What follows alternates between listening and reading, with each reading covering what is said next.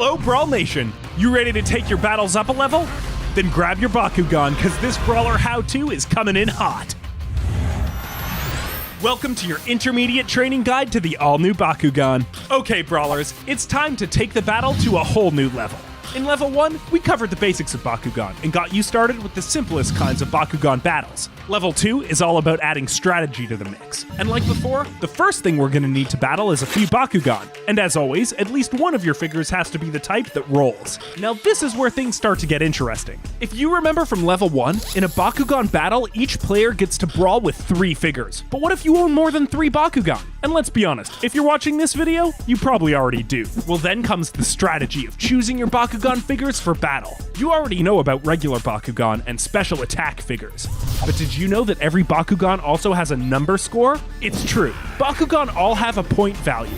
And when you're battling like an intermediate brawler, you've built your lineup to maximize your point potential.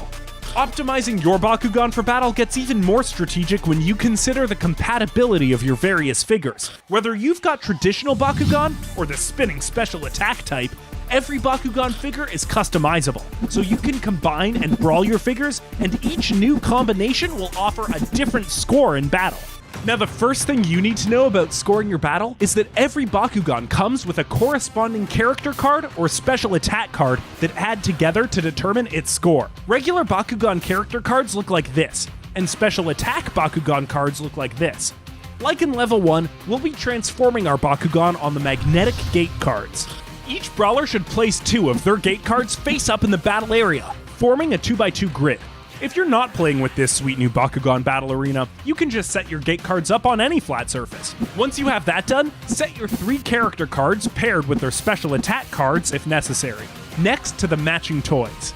Then, brawlers roll or spin their Bakugan onto the magnetic gate cards at the same time.